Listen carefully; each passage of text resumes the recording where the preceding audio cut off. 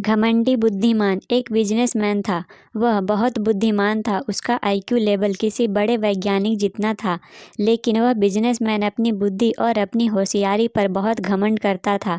इतना घमंड कि वह सामने वाले को अपने आगे कुछ समझता ही नहीं था।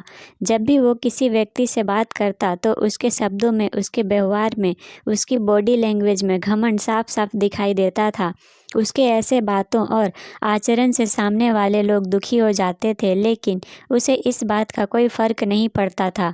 उसका बिजनेस अच्छा चलता था, फिर भी वो हमेशा दिमाग लगाकर इस बात की फिराक में रहता था कि कैसे वह कम से कम समय में बेशुमार दौलत कमा पाए।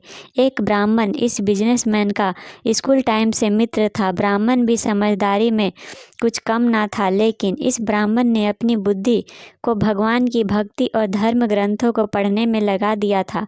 बिजनेसमैन अपने ब्राह्मण मित्र का भी कई बार अपमान कर दिया करता था, लेकिन आध्यात्मिकता को पा चुका ब्राह्मण कभी उसकी बातों का या व्यवहार का बुरा नहीं मानता। ब्राह्मण ने अपनी सच्ची भक्ति और समर्पण से भगवान का दर्शन कर लिया था, इसीलिए वो अब किसी भी बाहरी वस्तुओं या दुनिया से विचलित नहीं होता था।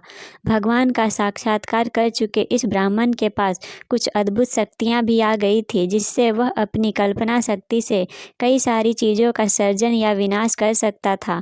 जब बिजनेसमैन को इस बात की खबर हुई तो उसने अपने ब्राह्मण दोस्त की शक्तियों का फ़ायदा उठाने का सोचा। बिजनेसमैन तुरंत अपने मित्र ब्राह्मण के पास पहुंचा और किसी तरह से अपने दोस्त से अपने लिए कई सारे पैसे सर्जन करवा सके, उसके लिए उक्ति करने लगा। बिजनेसमैन ने अपने दोस्त से कहा, मुझे भगवान की सीमाओं के बारे में बताओ और वो क्या क्या कर सकते हैं, इसके बारे में जानकारी दो। ब्राह्मण बोला, मेरे भगवान की कोई सीमा ही नहीं है।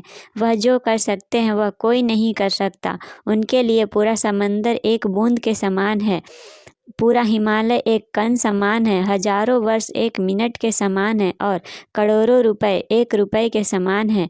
बिजनेसमैन इसी मौके की तलाश में था। जैसे ही ब्राह्मण ने पैसे की बात की तो बिजनेसमैन तुरंत ब्राह्मण से बोला, अगर ऐसी ही बात है तो मुझे अपने भगवान से बोलकर सिर्फ 1 रुपए दिला दो।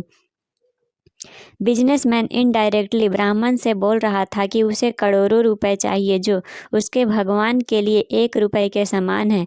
ब्राह्मण ने अपनी आंखें बंद की और ध्यान में बैठ गया। कुछ सेकंड बाद ब्राह्मण ने आंखें खोली और अपने बिजनेसमैन मित्र से बोला, भगवान तुम्हें 1 रुपए देने के लिए तैयार है, बस उन्होंने तुम्हें सिर्फ 1 मिनट इंतजार करने के लिए कहा है।